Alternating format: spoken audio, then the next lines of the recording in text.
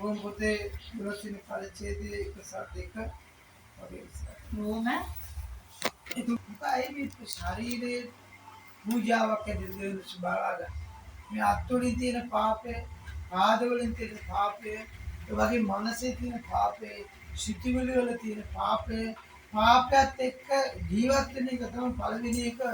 දෙවියන් වහන්සේද මොනවද දෙන්නේ? අකීකරුකමේ පළවෙනි එක ඒව මොකද්ද පළවෙනි කරේ ශරීරයට කැම නිසා මොකද්ද දේව අනක අකීකරු මොනද අන මොකද්ද දුරන සිටුවේ මේ වෙන ඕනෑම තාකින් ගෙඩි කන්න පුළුවන් නමුත් යාපතා නපුර කියන ගහේ ගෙඩි කන්න එපා ඒ වගේ පෙරේතකමට මොනවද කරේ අර විනාශය කියන එකවත් බැලුවේ නෑ මේකෙන් උන්ට ලැබෙනා සදාකාල ජීවනයේ නැති වෙනවා අහිමි වෙනවා කියලාවත් හිතුවේ නෑ ඒ යක්ෂයා කිව්වා ඇස් වලට ප්‍රියතාවයක් දෙනවා ඇස් හොඳට පෙනීම ලැබෙනවා උඹලා දෙවියෝ වගේ වෙන්න යනවා කියලා කිව්වම ඈට උනේ උඩඟුකම ආවා ඊට පස්සේ පෙරේතකම ඉබේ ආවා මේ හැම දෙයක්ම තිබුණා ඕන් තෘප්තිමත්ුනේ නෑ ඇවිල්ලා ඉතිරි කාලා ඒ ශරීරය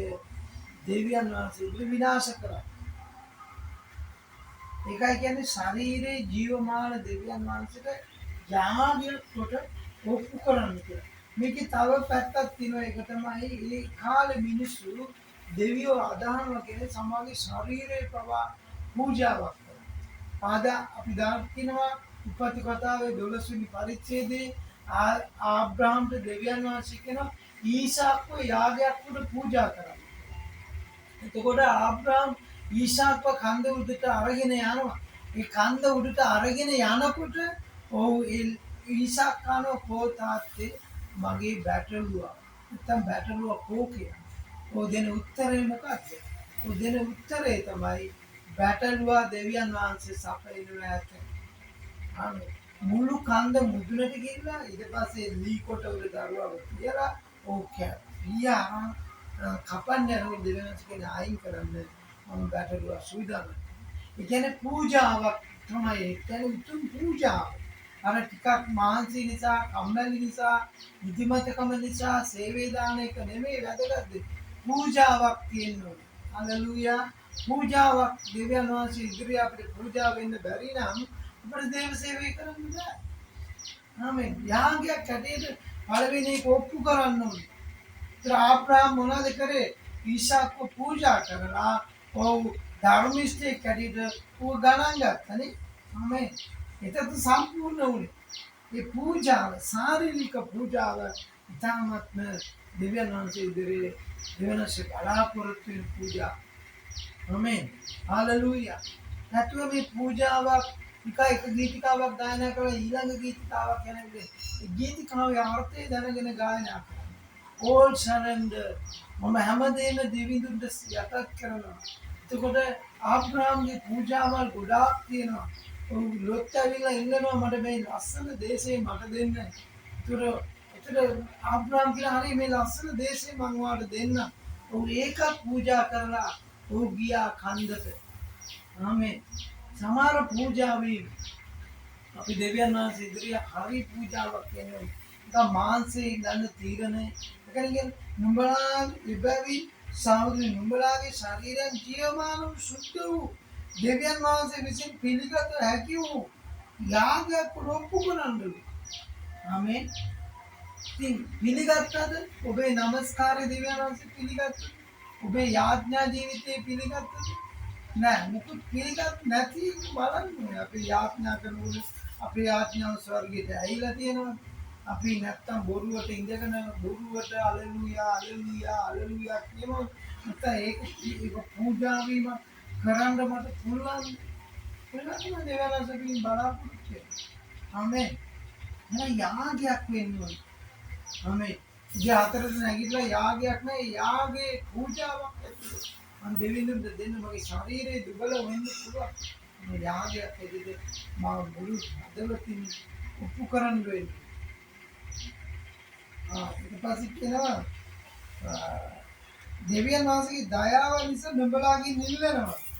දයාව කියන්නේ කරුණාව නිසා ඉල්ලනවා. එයා ඉල්ලනවා රෝමවරුන්ට පූජාවක් කරන්න පුළුවන්ද?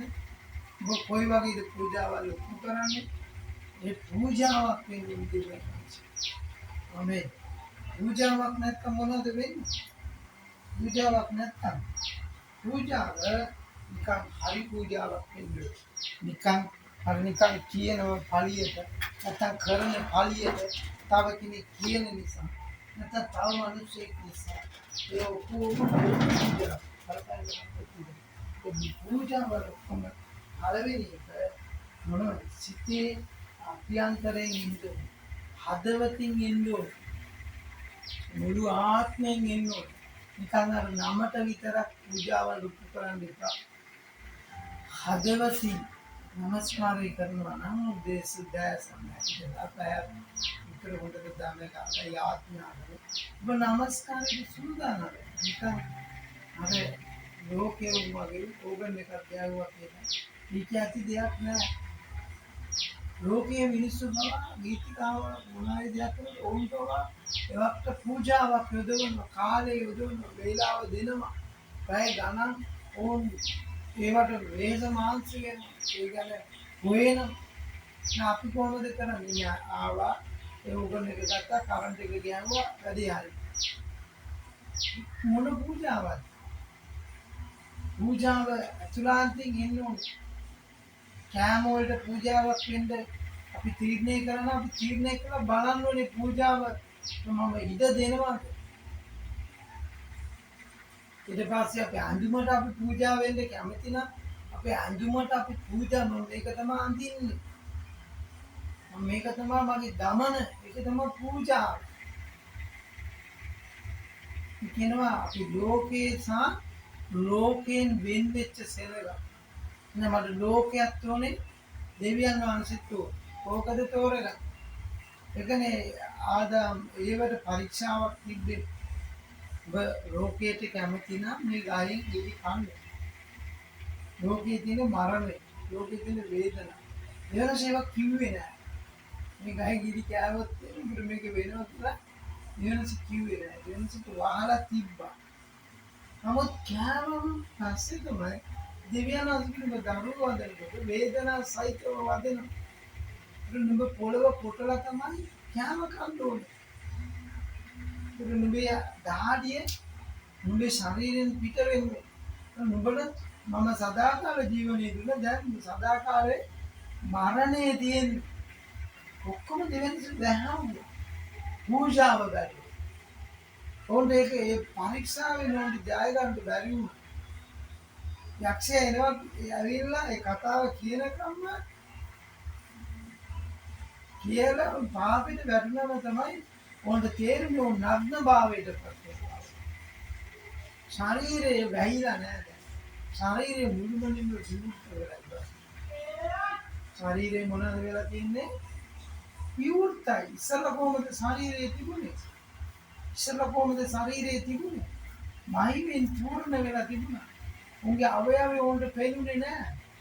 නමුත් මෙතන ශරීරය ආපේට වැටුනේ ගමන් ඕන් මුළුවටම පේන්න ගත්තා. ඒ බලන්න දයාවෙන් වැහිලා තිබුණු මහිතින් ඒ ශරීරේ එපා කියන දේ කරපු ගමන්ම ඕන් එළියට ආවිලා බැලුවා. ගහේ තියෙන කොළාතු කඩාවිල ඕන් තමයි ශරීරේ වහන්න ගත්තා. හලෙලූයා. දෙවියන් වහන්සේගේ ජීවමාන බව උන්ට දැනෙන්න නැති වෙලා ගියා. දෙවියන් වහන්සේගේ හඬ උන්ට එපා වෙලා ගියා. දේව ආඥාවට උන් කීකරු වෙන්න කැමති වුණේ නැහැ. ඒ තමයි ජීවමාන වූ යාගයක් ඇටියට අපි ඔප්පු කරන්න කියලා කියනවා. ආමේන්. සභාවේ සේවය කියන්නේ ලෝකෙන් ඇදලා ගත්ත සෙනඟක්. මේක කරනකොට අපි ඒක හරහා ගමනක් යන්න ඕනේ. ඒකට ඉස්සරෝම අපි පුරුදු වෙන්න අහන්න කොයි විදිහටද මම පූජාවක් සිද්ධ කරන්නේ. පූජාව සිද්ධ කරලා අද පූජාව වුණා කියලා හිතමුත් පූජාවේ ප්‍රතිඵල නැහැ. අවුරුදු 5ක් 10 මේ පූජාවට ප්‍රතිඵලයක් ලැබෙන්න ඕනේ. ඒ සඳහා වැය වෙන්න ඕනේ. ඒ සඳහා ගත යුතු පියවර ගන්න ඕනේ. එතන පූජාව කියන්නේ මම නෙමෙයි ඉන්නේ මා තුළ ක්‍රිස්තුස් වහන්සේ ජීවත් වෙන්නේ. මම අනිත් එක කියනවා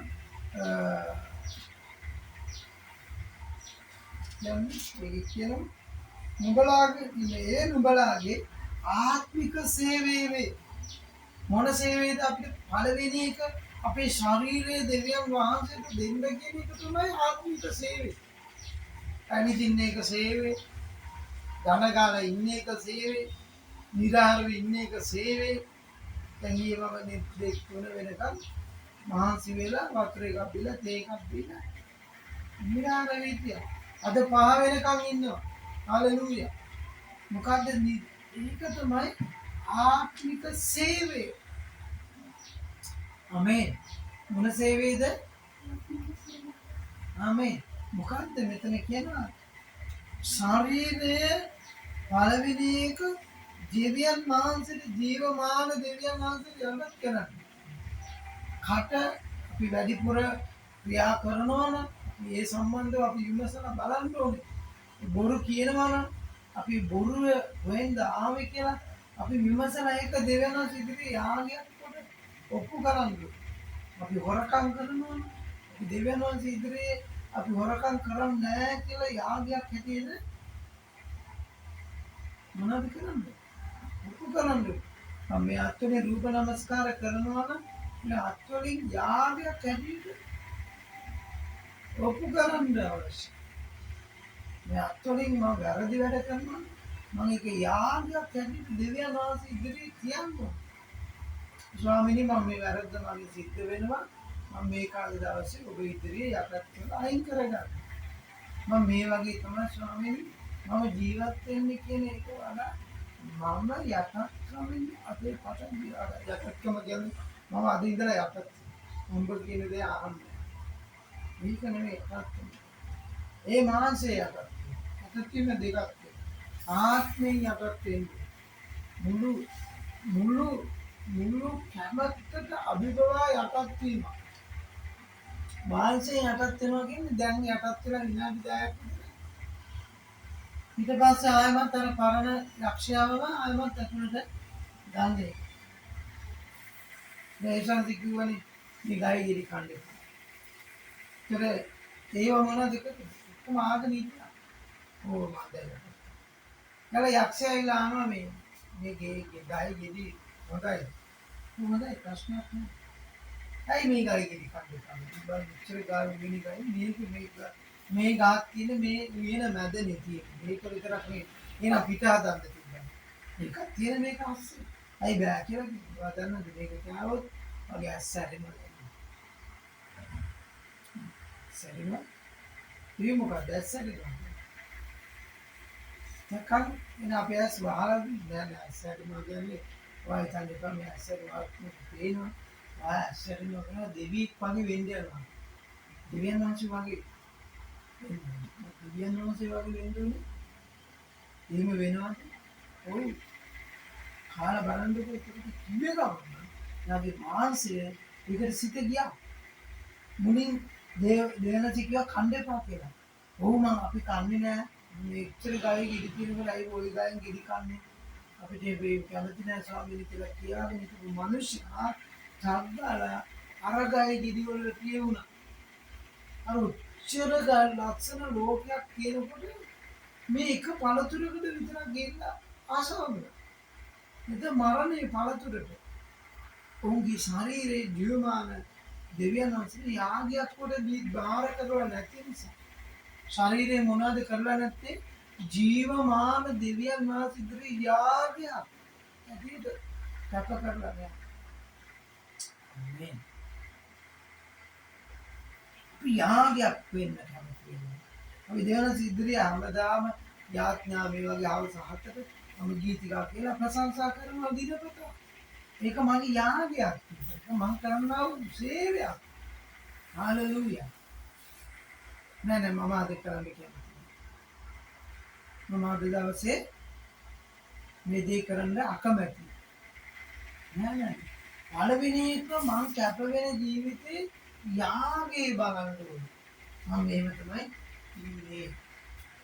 කොයි මම ඉස්සලා කිව්වා අපි මේ ආබ්‍රහම් අවුරුදු අවුරුද්දේ දරුවෙක් හම්බුනේ 99 පොරොන්දු ලැබි අවුරුදු 75 අවුරුදු 99ක් ගිහිල්ලා අවුරුදු 25ක් විතර බලාගෙන ඉඳලා පුතෙක්ව ලබා ගන්න. ඒ පුතාව දෙවියන් වහන්සේ කෙනා ඔහුට කැප කරන්න කියලා.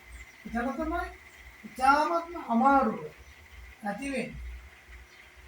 ඒත් යා අවුරුදුගේ යාගේ නැත්නම් පූජාවට යටත් වෙන්න සිද්ධ වෙනවා. ඔහුගේ ඌව පරීක්ෂා කළා බැලුවා. ඉතින් පූජාවේදී ප්‍රතිඵලේ ධර්මිෂ්ඨ. ඊශා පූජා කරන එක නෙවෙයි එතනදී වෙන්නේ ආබ්‍රාහ්ම පූජා කිරීම. මම ආද පූජා කරන්නේ ආබ්‍රාහ්ම තමම පූජා කරන්න ඕනේ. එතන තමයි අමාරුම වෙලා. තමාව පූජා වීම. දුක වේදනාව අමාරුකම ඊට පස්සේ වේ දරුවා නැති වුණාම කොයිතරම් අමාරුයිද කියන අවුරුදු 25ක් අපි බලාගෙන ඉඳලා දෙවියන්වහන්සේ දැන් අපින් ඉල්ලන එක දෙන්න පුළුවන්ද දෙවියන් වහන්සේ මේ අමුතු දෙවියෙක් කෙනෙක් මෙයා මේ අවුරුදු 25ක් ඉඳලා දීලා ආසේ තරුවාගේ වැඩි කරන්නම් කිව්වා පොළේ වැලි වගේ වැඩි කරන්නම් කිව්වා පොළවේ සියලු ಜಾති නිදරේ උසස් කරනවා කිව්වා මේ කියපු දෙවියන් වහන්සේ බොරුකාර දෙවි කෙනෙක් දැන් ඉල්ලනවා දුන්න දේ දීපං කියලා දෙන්න යාගේ හිත එකලස් කරන්න සිද්ධ වෙනවා මේ තමයි යෝග කියන්නේ මම ස්වාමීන් වහන්සේගේ යාපත ලබා ගන්න දුකක් ලබා ගන්න සීති වෙන්න ඕනේ එමනේ කියන්නේ ඒක තමයි උගේ පූජාව යෝගුට පරීක්ෂාවක් ආවා යෝග මේ දරුවෝ ටික නැති වුණා යෝග්ගේ මොනවාද මොම සත සම්පත් මුදල් බුදල ඔක්කොම නැති වුණා යෝග කොහෙද හිටියේ අලුගඩේ කොහෙද හිටියේ අලුඩ කසකසා හිටියා අලුඩ ඉඳගෙන ඔය දෙවියන් වහන්සේට විරුද්ධ එක් වචනයක් අන්න ශරීරයේ පූජාවක් සිද්ධ වෙනවා යෝගී ජීවිතේ. අර තියෙන ශරීරයට තමයි දරුවෝ. ශරීරයට තමයි ඉඩකඩ. ශරීරයට තමයි ලොකුකම්. කොහොම ශරීරයේ ප්‍රීතිවක් කරන දේ ඔක්කොම නැති වෙනවා. අතිම ශරීරය තුවාල. ඒ කියන්නේ මුළු ශරීරෙම ඔගේ ශරීරේ තුවාල හටගත්තා. ඌ දූවිලි ගොඩේ නැත්නම් අඩු ගොඩේ වාඩි වෙලා ඉන්නවා. යෝග අන්න පරීක්ෂකයා ඔව්ව පරීක්ෂා කරා යෝග උත්තර කාලය පරීක්ෂා කරා උත්තර කාලය පරීක්ෂා කරා පරීක්ෂා කරා මේ ශරීරේ මොනවද උනේ තුවාල හැදුනා අන්න පරීක්ෂාව ශරීරේ යාගයක් හැටියට ඔප්පු කරා යෝග ඔව් නැවත දෙවියන් වහන්සේ යේසුස් වහන්සේ ලෝකේ ලස්සනම කෙනා වෙන්න පුළුවන්. යේසුස් වහන්සේගේ ශරීරයේ ජීවමාන වූ යාගයක් හොටේට ඒ ශාස්ත්‍රයට දෙන්න වුණා. කසපාරවල් 39ක් නාසිට කටුවටුන්නක් පැලඳුවා. නාසිට තිත්ත කාඩි දුන්නා. නාසයේ මුළුම විඳ වේදනාව විඳේ ශරීරයේ ප්‍රකාරය. නැද්ද? මුළු ශරීරයට තමයි පීඩාවක් ආවේ ඒ ශාස්ත්‍රය. බලන්න ශරීරයේ ජීවමාන වූ යාගයක් කොටට ඔප්පු කරමු. අපි දන්නවා කායින් සහ ආබේල්ට මොකද වුනේ? ඔහුගේ ශරීරය මොනද ජීවමාන දෙවියන් වහන්සේගේ යාගයක් කොට මේ ශරීරය තමයි මුලින් වැටුනේ. මේ වැටුනේ හොද්දේ කරන්න ගිහලා යාපත කරන්න ගිහලා උඩ අයහපත සිද්ධ වුණා. තමයි ශරීරයේ ජීවමාන වූ යාගයක් ඇද්ද ඔප්පු කරන්න ඕනේ. මේ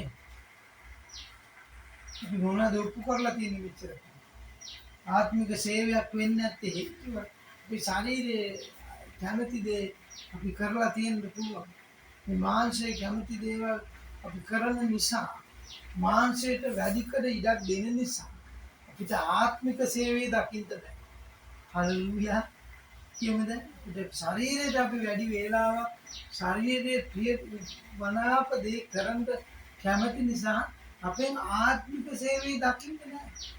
හාලෙලූයා. ආත්මික සේවයට මිනිස්සු පැමිණෙන්නේ. අපිට ඇයි කරන්න බැරි ඒක? යාඥාව අඩුකම, සුභාරංචි නොකීම, විවාද කිරීම, ප්‍රශ්න ඇති කිරීම, තවස් මානසික ක්‍රියාව, කෝප වීම, නුරුස්සන ගතිය, මානසික ක්‍රියාවල් අපි ගිර කරගෙන ඉන්නකොට ආත්මික සේවයේ සිද්ධ වෙන්නේ නැහැ. දැන් රෝම වලට කියන්නේ මේ ආත්මික සේවය කරන්න නම් ශරීරයේ පළවෙනි එක යාගයක් කරනවා. ශරීරය ඔබට යාගයක් විදියට ඔප්පු කරන්න බැරි නම් ඔබගේ ආත්මික සේවයක් ලබා ගන්න බැහැ. තමයි අමාරුම දේ නේද? බලන්න නිතරම සැඟවෙච්ච සීනය මේකට කවුද සීන තෝරා දුන්නේ? යෝසෙෆ් ඒ ශරීරය කොහෙද දැම්මේ? වලට දැම්මේ. යෝසෙෆ්ට අවුරුදු ගණනාවක් පාරාවගේ ගෙදර වැඩකාරයෙක් හැටියට ජීවත් වෙන්න සිද්ධ වුණා. ඔව් පාරාවගේ රටේ අගමැති වෙනවා. ඔහුට කැපවීමක් අවශ්‍ය වුණා. ඔව් ඒ බලෙත් ඉඳ වුණා. විකුණනු ලැබුවා ශරීරයේ මනුෂ්‍යයාගේ ශරීරය. විදිකාසිතයකට වික්කා. කාලයක් ගියාම සීනසා එලිදරව් ඔහු ලබා ගත්තා. පළවෙනි කැපවීම තමයි ඔහුට දර්ශනයක් අනුව යන්න නම්, ඔහුට දර්ශන ලැබෙන්න නම්, ඔහුට දෙවියන් වහන්සේගේ අඹ ඇසෙන්න නම් ඔහු කැප වෙන්න අවශ්‍යයි. ආමේන්. හලෙලූයා.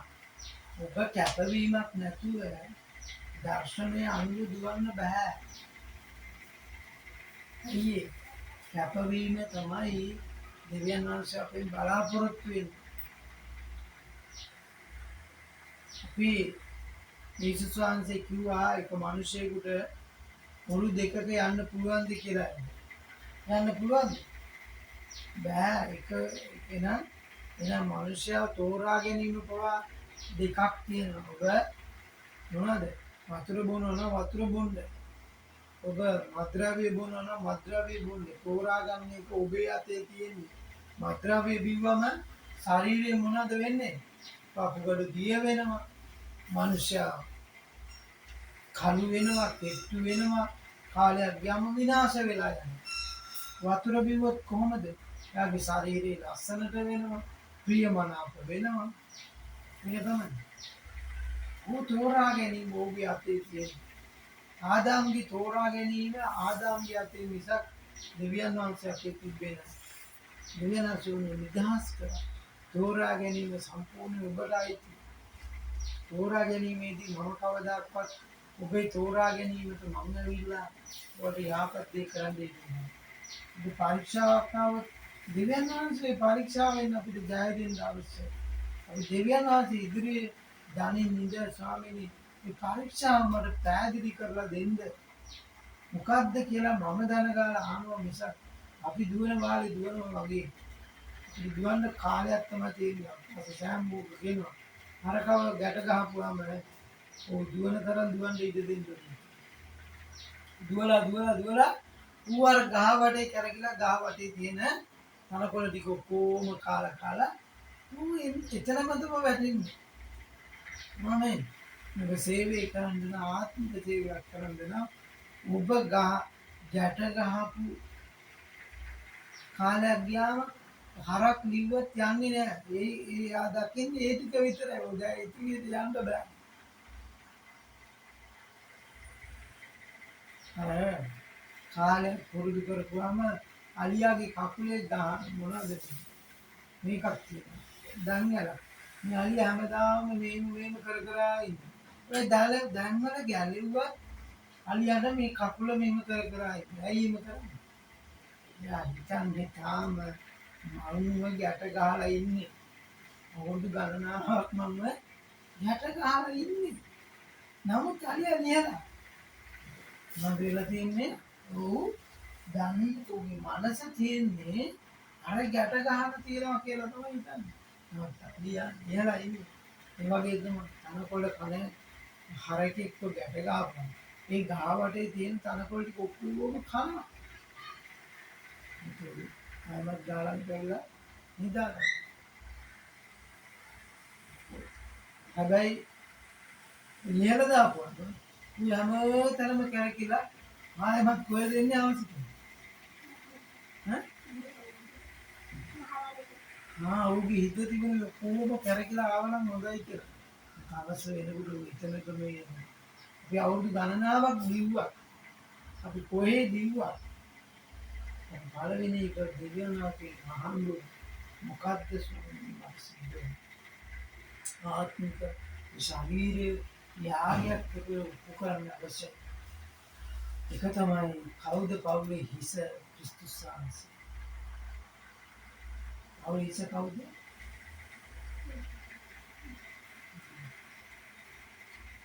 පිට හිස වෙන්න බෑ කවදාවත්. අපි පවුලේ ශරීරයේ හිස නෙවෙයි. හිසට යටත් වෙන්න අවශ්‍යයි. දැන් අපේ ශරීරයේ හැම පැත්තක්ම මේ සත්‍ය අපි වෙනසලා ස්වාමීනි යාගයක් වෙන්නේ.